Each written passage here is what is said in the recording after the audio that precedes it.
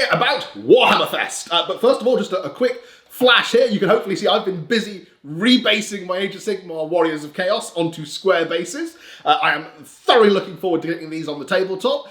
Let me know in the comments below if you have been rebasing any of your armies in order to get them ready for the old world. Right, okay, I've got that out of the way.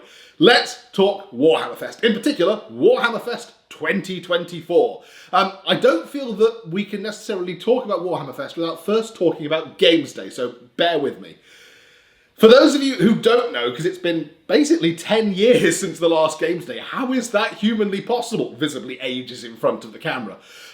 Games Day was an event that's been run by Games Workshop pretty much since their inception. The very first Games Day happened in 1975, according to my research. And there's just a brief mind-boggler that next year Games Workshop as a corporation will be 50 years old. But yeah, Games Day. This was something that was advertised in the pages of White Dwarf's predecessor, the Owl and Weasel magazine, which, I mean, just imagine if that was still the name of the magazine, if that was on the shelves in, like, Sainsbury's. Oh, welcome to Hobby World, Owl and Weasel. Yeah, okay, mustn't get distracted. Games Day. So Games Day was something that got run really kind of as an accident, as far as I can tell. There was an existing kind of war games convention that got cancelled, and the guys who first set up Games Workshop decided that wouldn't it be cool to run their own gaming convention, and they called it Games Day, and it basically invited traders from kind of all around the country to come and trade their stuff. They show off different games, and thus a phenomenon was born. Games Day then basically ran all the way through until 2014. I am a little disappointed by that. I mean, like 39 years, you don't perhaps feel like somebody at Games Workshop could have gone, if we were to run the last Games Day in 2015, it would have been 40 years of Games Day. That would be quite impressive. No, let's stop it at 39. I kind of feel like we ought to have at least one Games Day just so we can round it out to a nice round 40. Maybe next year for their 50th anniversary. Who knows? But so, I can only talk about my experience of Games Day, and in terms of what I've been able to dig up in research on this, there's actually a very limited amount of material out there. It's quite shocking how little material there is out there. I've been able to glean some bits of information from past issues of White Dwarf that I've got. The first Games Day that I remember going to is Games Day 1998, which perhaps ages me a little bit. And I then went Games Day for almost every year, except for years when I was working for Games Workshop and required to stay working in the store because some of the guys had to stay back and man the shop whilst everybody else got to go off and have fun. The idea behind Games Day is still very much the idea behind Warhammer Fest. It's a celebration of the hobby. It's a way for hobbyists to come together and enjoy playing games, painting miniatures, getting excited about their hobby and just kind of sharing the experience with each other. Certainly back in the days of kind of that peak Games Day, this store spirit was really kind of tapped into and funneled into making Games Day what kind of a great success it was. They had, every store would paint a banner and they'd get, store regulars and stuff to help join in painting these massive banners. There'd be almost like an Olympic-style march of the flags into whichever arena they were using at the time, usually one of the national indoor arenas in Birmingham. And then gathered around Games Day, you'd have all these different kind of participation games that different stores would spend months kind of painting models for, preparing, coming up with cool and unusual ways to enjoy our hobby, which they could then share at this kind of amazing one-day event that would happen, like I said, usually kind of September time in Birmingham. I cannot speak as to what things were like during the 80s because I was too young, and honestly, I don't have enough White Dwarfs that go far enough back to even be able to find some pictures from what Games Day was like in the 80s. Certainly the few scant details I have been able to find paint a picture of a very different breed of Games Workshop. A Games Day which wasn't just about celebrating Games Workshop product, but about celebrating wargaming as a whole and role-playing as a whole. There's a few scant photos I've been able to find that show traders from all kinds of different miniature companies and role-play game companies present at the organised Games Day events, showing off their wares and people kind of rejoicing in this ridiculous geeky hobby that we all kind of know and love. In the 90s, though, it was very much focused around Games Workshop products. So certainly by the time that I'd gone and the kind of Games Days that I remember reading about in White Dwarf prior to my first Games Day, there was a focus on celebrating Games Workshop products, shall we say. And I'm going to throw up just some screen grabs I've been able to get from a few different Games Day programs that are available out there on the internet. You can kind of find pictures of, and that demonstrate the way in which Games Day was run. So as you can see, a huge part of Games Day is Golden Demon. Golden Demon is the premier kind of painting competition that's been run by Games Workshop. It hasn't happened every year. I mean, obviously COVID got in the way of that a little bit, and we'll talk about what's happening with Games Day this year in a little bit longer. But Golden Demon was a central part of what made Games Day great. It was an opportunity for the best and the brightest of Games Workshop hobbyists to celebrate not only their painting skills, but their modelling skills, their freehanding, artistic ability. A real celebration of skill and talent.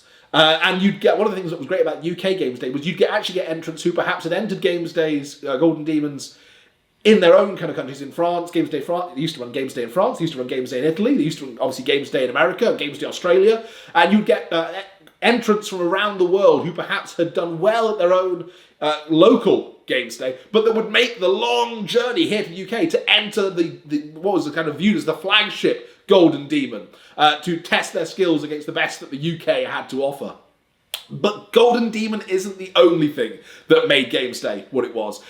There was also, as I say, there were these different participation games that happened every year, and there was a shifting theme in terms of what types of participation games might appear. So as you can see from this program, for example, this is a program, I think, from Games Day 1994, and it showcases different types of tables. So you have a grouping of 40k tables, grouping of Necromunda tables, a grouping of Warhammer Quest tables. How awesome is that? Whole different bunches of stores running kind of Warhammer Quest games.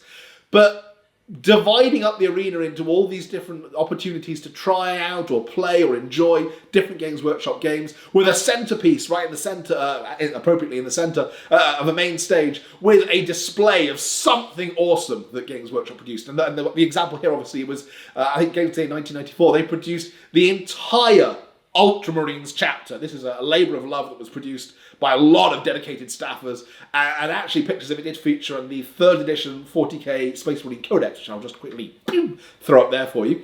But this was a real kind of novelty. I mean, people talked about how many Space Marines made up a chapter. People talked about, the ambition of painting so many models that you painted an entire chapter. They actually did it! They showcased what it would look like if the entirety of McCragg's finest were to deploy as a whole. And that was incredible. That was never before seen. And this was only the start of this kind of centerpiece that Games Day showcased every year going forward. So, I mean, this year, obviously, there was the Ultramarines chapter. I think 1996, I can remember, they showcased the Battle of Antioch Plains. This was to kind of tie in with the release of 5th edition Warhammer Fantasy, in particular the release of My Beloved Bretonnians and the Lizardmen armies. And they set up this massive display board where stores from around the country painted up Bretonnians and sent them in the post to HQ to be added to this display. So it's not just an amazing spectacle, but it's a unifying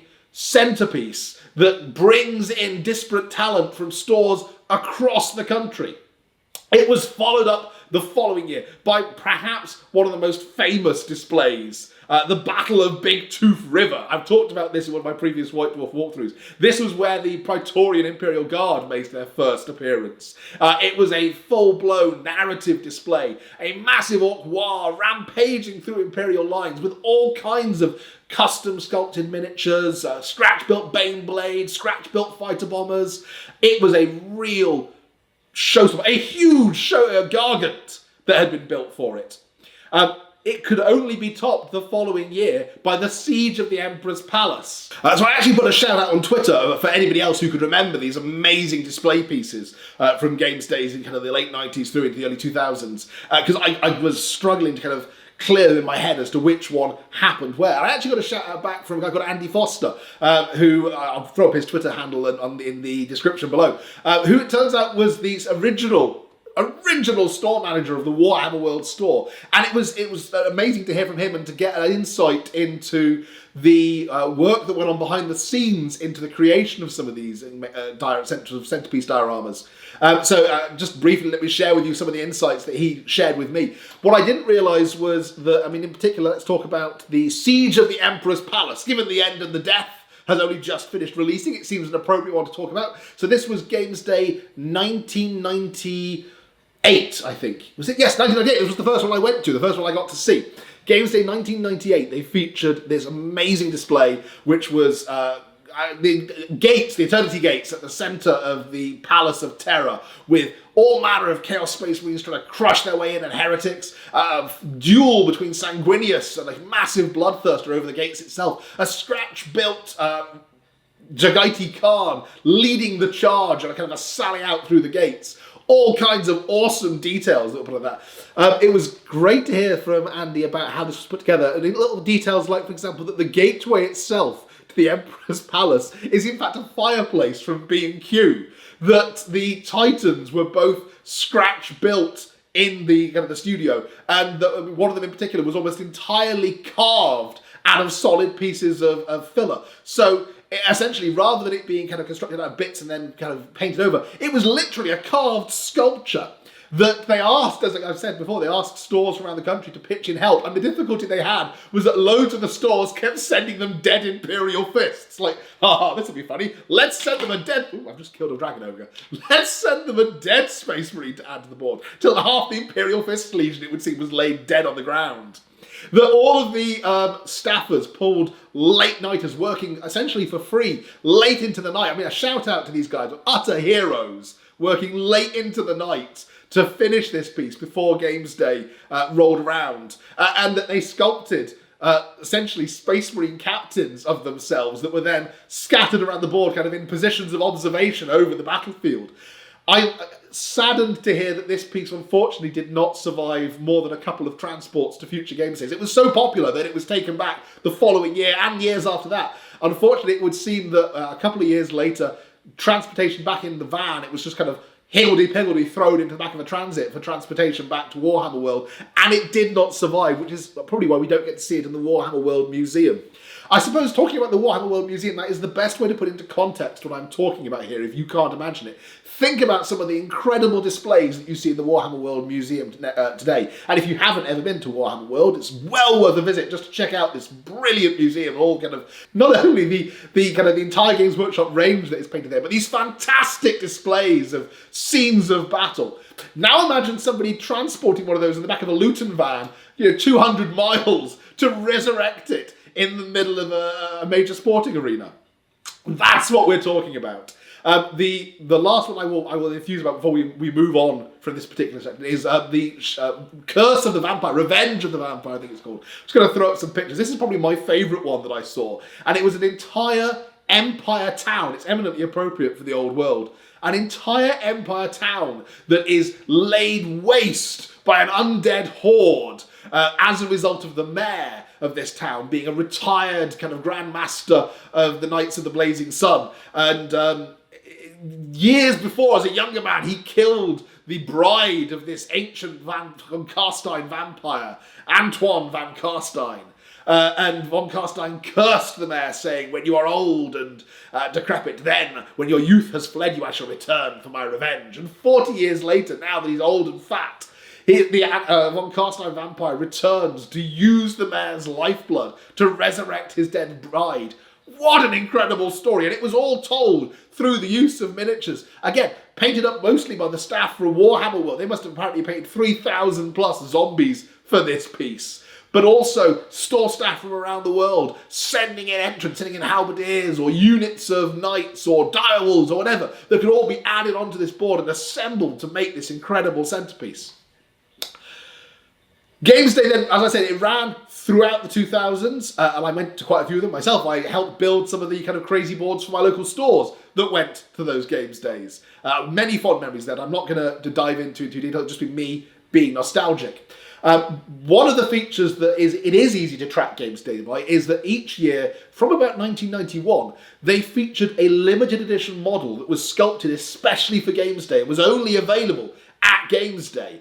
And you can kind of always track which Games Days people went to by seeing which of those miniatures make appearances in their collection. I sadly don't have a full set of those, and quite a few of them that I do, I'm sad to say I've chopped up and converted to make other stuff. But Games Day was the venue in which we got to see for the first time things like the Dawn of War computer game, the Imperial Space Marine Rhino that is now parked outside of Warhammer World permanently with a sign saying, "Please do not climb on the Rhino." That made its first appearance at Games Day when it was painted up in Blood Raven's colours to, I think, promote the release of Dawn of War 2.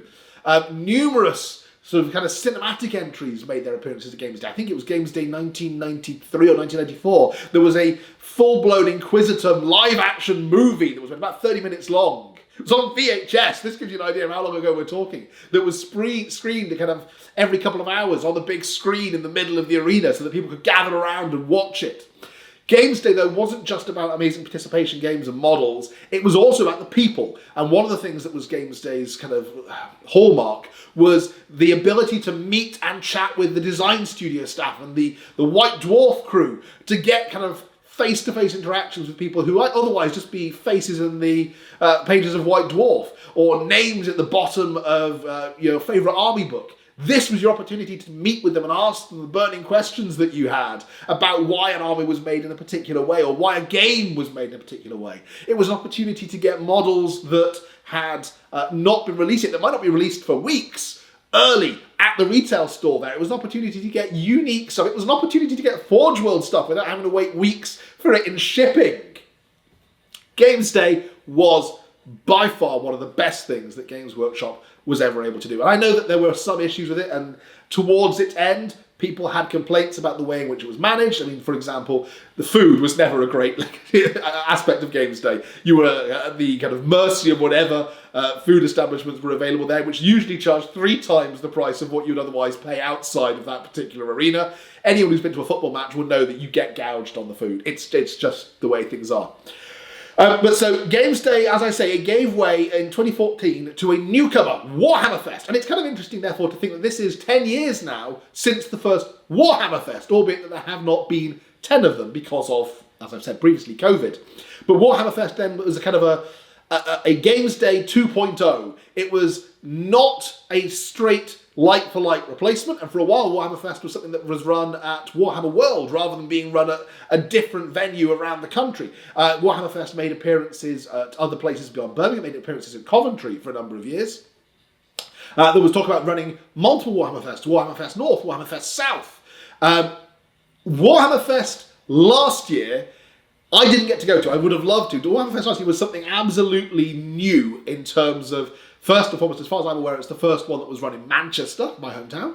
But also, it was the first one to be run over 3 days. So in much the same way, taking a leaf out of the comic book conventions that I think perhaps inspired the early Games Days, it was an opportunity to allow more people to attend by spreading the event out over multiple days. So whilst you might have been limited in terms of occupancy, you weren't limited because of the temporal element of being able to have 7,000 people on day 1, 7,000 people on day 2, 7,000 people on day 3. You could triple the amount of people that got access to what was essentially the opportunity to get into all kinds of different aspects of the hobby. As I said, I didn't make it to Warhammer Fest last year, but there are some excellent reviews out there by those who did. Arbiter Ian in particular did a brilliant review, which I think not just kind of covers what the experience was like, but covers the highs and lows and offers some reflections on what perhaps could have been done differently. I'll throw a link up to that, both in the description and hopefully in the top corner up here now. I'm not going to reiterate what he said because I think he said it best. What I want to talk to you about now then is about Warhammer Fest 2024. So, Warhammer Fest 2023 was announced like the October the year before. October 2022, they were announcing that this new format Warhammer Fest was going to happen, that Warhammer Fest was back with a bang after COVID, and that it was going to be over 3 days, and it was going to be at Manchester's, what I still think of as the GMEX Centre. I'm not calling it the Manchester International, I think it's called now. We have not had an announcement of that nature yet. And I say yet, because I'm still holding out hopes that there will be an announcement of that type. What we have had an announcement is, and it is something that's quite interesting, is that Golden Demon will be happening this year. But that Golden Demon, instead of taking place here in the UK, Golden Demon will be at Essen, the world's greatest board game convention and gaming convention generally, in Germany, which I've got friends who've been to multiple times. Again, I've never made it to myself, but the fact that Golden Demon's going to be there this year may well mean that I take my camera and take myself on the road and report back to you from there. Golden Demon then being at Essen. Well, that would seem to be an indication that there is not going to be a Warhammer Fest 2024. But before you think that the title of this video is clickbait and, oh my god, what's he done? He's tricked me. Why have I waited this long for this part of it? I want to talk to you about why I think there may still be a Warhammer Fest, but why I think it might take a somewhat different format. So, again, without reiterating the kind of the difficulties that happened last year and the recommendations that Ian put forward, let's talk about Games Day. Games Day happened pretty much for 39 years or so in September. Warhammer Fest last year was in the summer. Therefore, the announcement was made sort of 8 months previously in October the previous year. I am going to speculate that I think Warhammer Fest will still happen this year, but that maybe it will make its return to that end of September time period when kids are back at school, people aren't off on their summer holidays, and therefore there is not that same pressure on people's time that was there during the Summer Warhammer Fest last year. I suppose my speculation there is based upon the idea that Games Workshop presumably want as many people to be able to attend their event as possible. They want to have as many customers there to enjoy it and spend money. They want to be able to also reach as many people as possible. And I think that was a problem that they had. It certainly was a problem that I had last summer that prevented me from making an appearance at Warhammer Fest. Summertime for those of us with families is a time that is very, very busy. You know, either you're on holiday or your kid's not in school, or you've just got to work like crazy to cover for everybody else who is on holiday because their kid's not in school. So I think that might have been a slight scheduling issue that occurred with Warhammer Fest last year. If, and I'm saying if, Warhammer Fest were to make a reappearance back in its autumnal slot at the end of September, then we would still be well within time, here as we are now in January, well, just now made it into February, but actually by the time you watch this, you would still be well in time for an announcement to give people time to plan for that kind of autumnal event.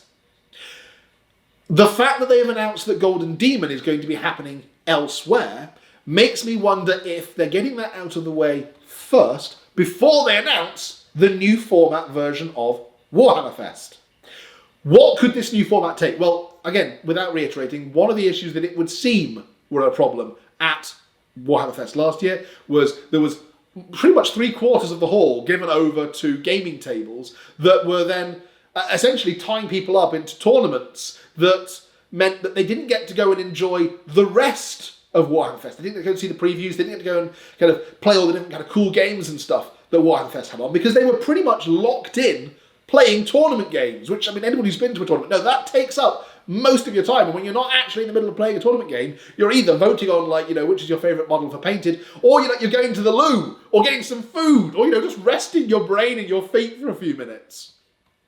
I think that as aspirational as having a tournament at Warhammer Fest last year was, it detracted from the overall experience for a lot of those who attended, because they didn't get to take part in that essential element that is kind of the Games Day experience. Playing other games, trying out new stuff, seeing cool stuff, going to panels, talking to members of the kind of studio staff. All of that was not available to them. And also, because they'd given over so much of the space within the hall to the gaming tables, they had lost loads of space that could have been used for other things. So, for example, 40K made its 10th edition appearance at Warhammer Fest last year, but there were only, as I understand it, 5 tables for demo games. Now, just imagine if you'd taken even 20 or 30 of the tables away from the tournament space and devoted that to demonstration tables 40K. How much of a better experience might that have been for people who were attending? What do I think this means then for Warhammer Fest this year, if indeed Warhammer Fest is going to happen this year?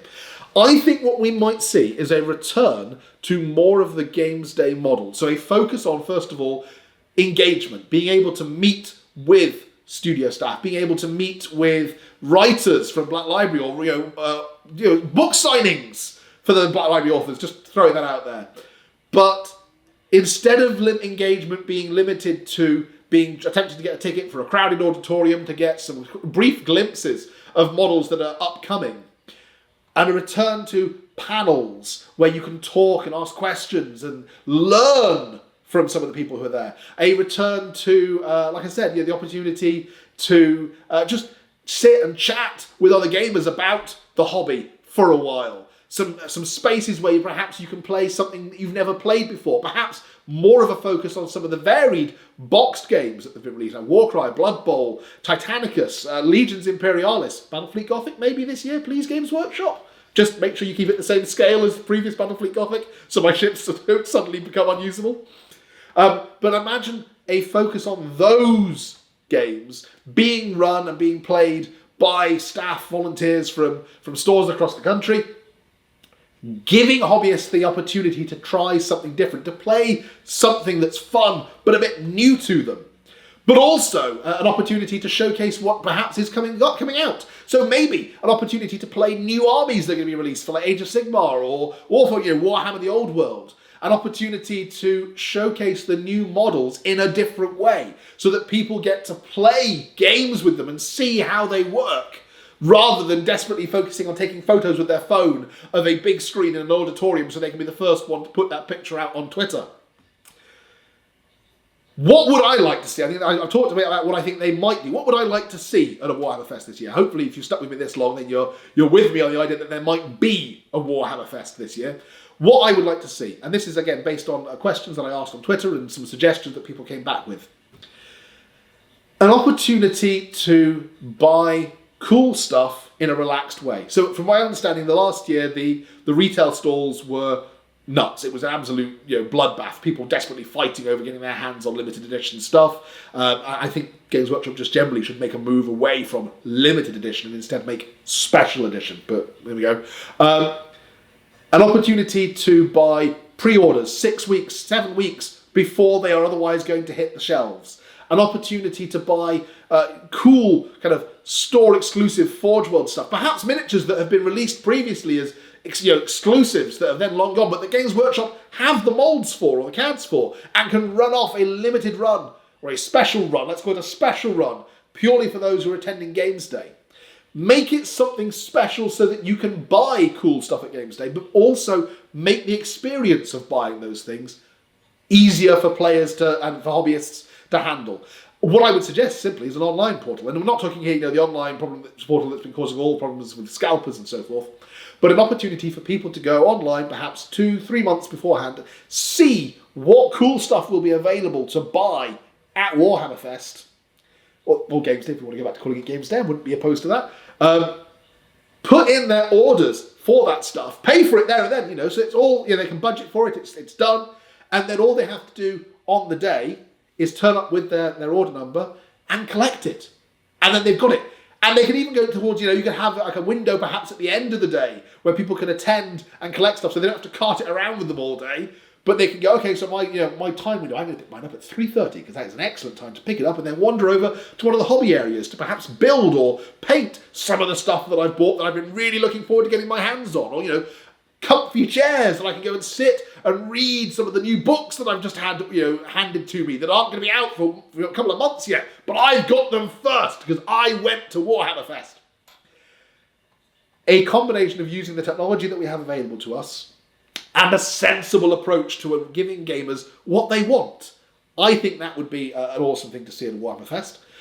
Beyond that, I'd like to see, like I said, panels, an opportunity to perhaps meet with the heavy metal painters, being able to book like a masterclass with an heavy metal painter. How amazing would that be?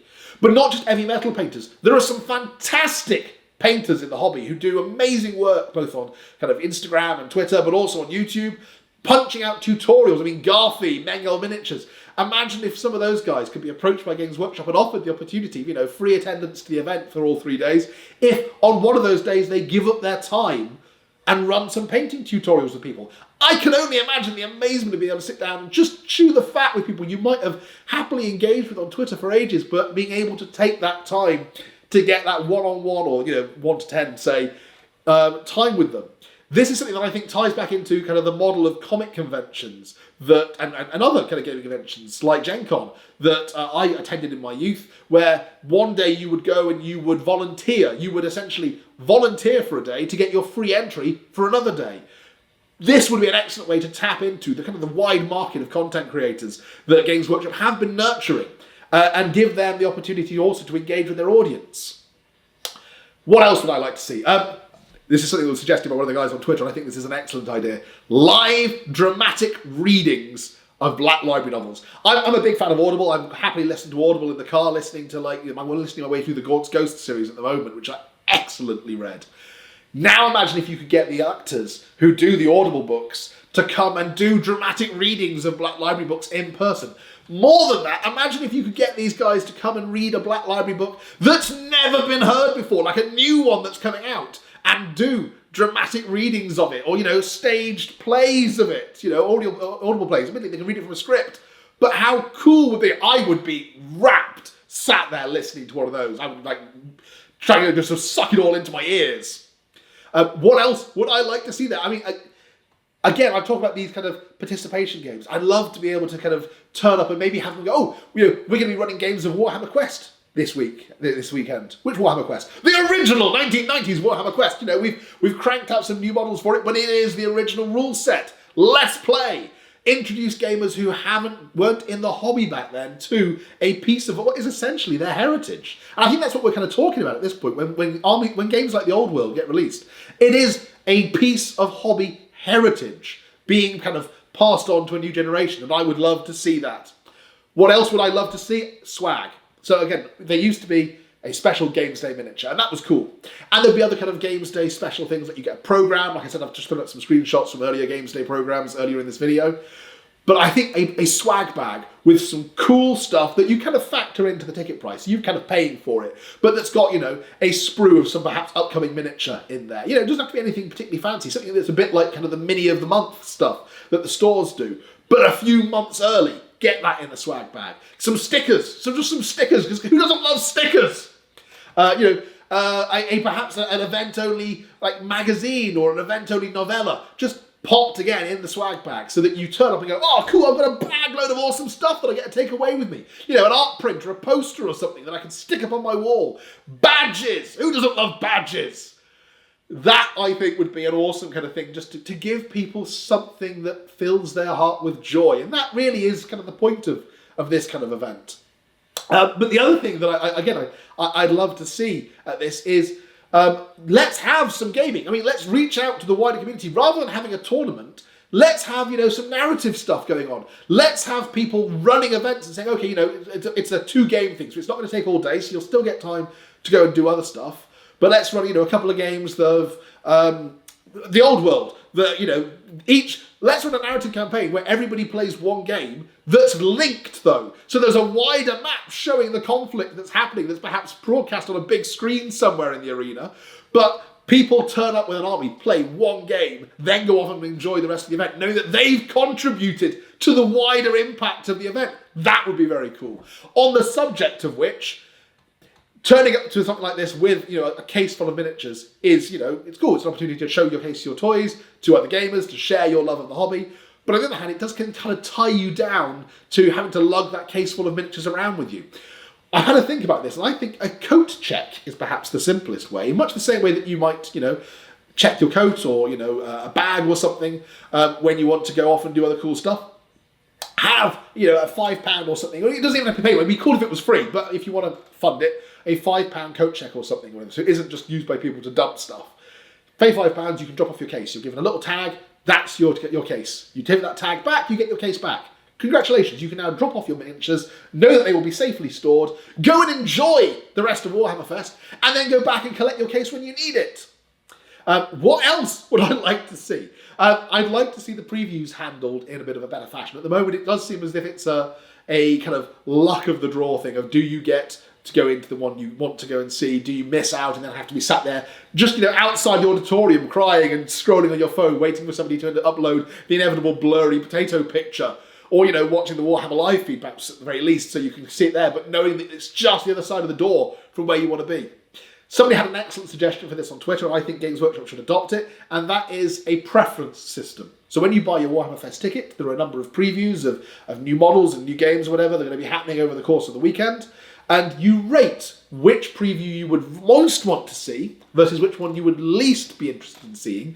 And Games Workshop endeavour to give everybody who marks preview A or preview 1 as their favourite, get endeavours to give them tickets to go and see that as their favourite. They perhaps miss out on seeing the other stuff, but they're then guaranteed perhaps one of their top 2 preferences. They are guaranteed a seat in the auditorium to see that preview. I think that would solve a lot of people's problems, and it would make, again, people feel like they had a choice, like they had an involvement. An involvement, I suppose, is the final thing that I'd love to see at something like Warhammer Fest.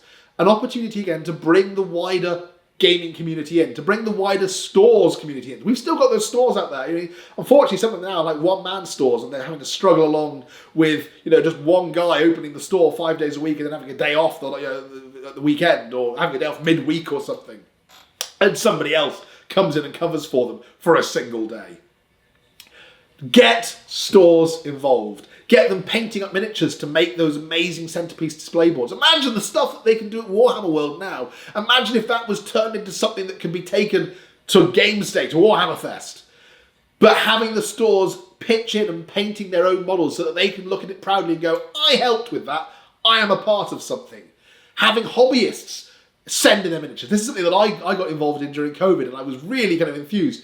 There was a great kind of movement on Twitter at the time to paint up miniatures for this massive kind of Necromunda pit fight, which everyone kind of could paint a miniature up, post it in, and it would then get entered into Armies on Parade as a community Armies on Parade board before eventually being kind of raffled off or auctioned off to raise money for charity. That was a really great feeling to kind of be a part of that, and then to see it featured in kind of the Warhammer community under the honourable mention section for this amazing kind of narrative piece, this amazing battle board.